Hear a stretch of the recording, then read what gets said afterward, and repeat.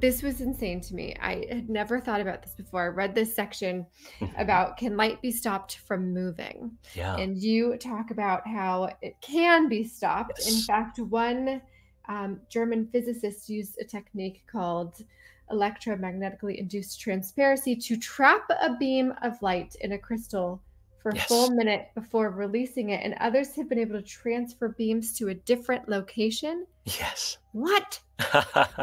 You're you're referring, I think, to Lena Vestergaard Howe, right? Yes. Her work at Harvard Yes. about stopping light and so forth, right? And Um, moving. That and was moving it, wild. right? Um, well, think about how we move something, right? Let's say there's a bee flying this way, and we catch it in a jar, and we take it outside and we let it go, right? So we don't have to smush it, and then it can go do pollinate things and things like that, right? You can do that with light. And that's the amazing thing that Lena Howe and her work has shown.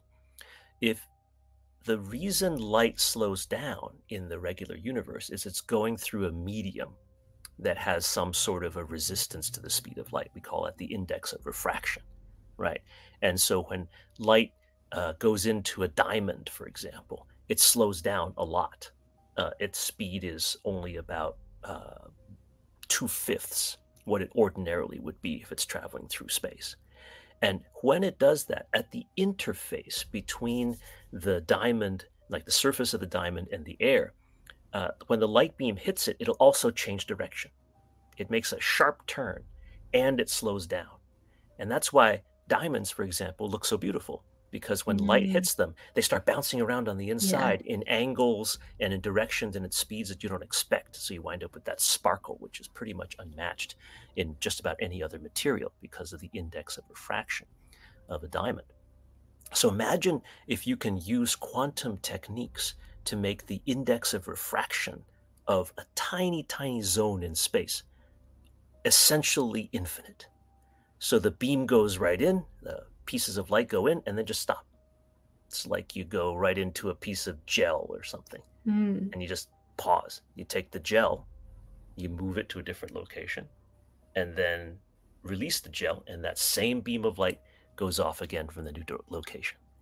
That's the kind of thing that is being done now by Dr. Howe and her colleagues, and also other people around the world trying to figure out the nature of light and how to do that. Yeah, isn't that cool? Yes. And what would be some real world applications that we might be able to use that for? Wow. I only thought about this a little bit Okay. because it's in such an early stage in Yes. its research. But imagine if you could take a picture uh, and send the light from a photograph or something into this medium and freeze it, capture it, and then take it with you and go far, far away and then let it go. You can see that same picture. It's almost like a videotape or a um, some sort of photograph or something like that. But it would not just be a reproduction. It would be the original signal. It So would be the crazy. thing from there, right? Yeah. I don't know how I would use that, but imagine if there were something that you really needed the original for some reason, right? Right. A copy would not suffice. We know that in quantum physics, sometimes originals cannot be effectively completely duplicated, like a transporter in an enterprise, for example. Uh, maybe that original, maybe this is a way you can take an original thing and take it, move it, and then reproduce the original somewhere away, Yeah. somewhere far away.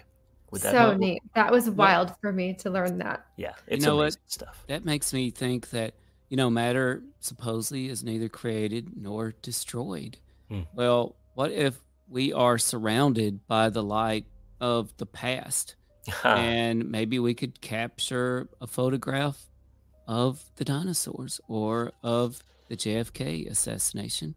Yeah, Maybe we could capture a photograph of the future. Just right. speculating here. Well, matter and energy are interchanging all the time, right? And the time is the issue at this point because we didn't capture those moments when they happened in time. We're not going to be able to reproduce them now. Uh, Mm. they, in the parlance of quantum physics, they are no longer coherent. So that signal is like basically now just scattered.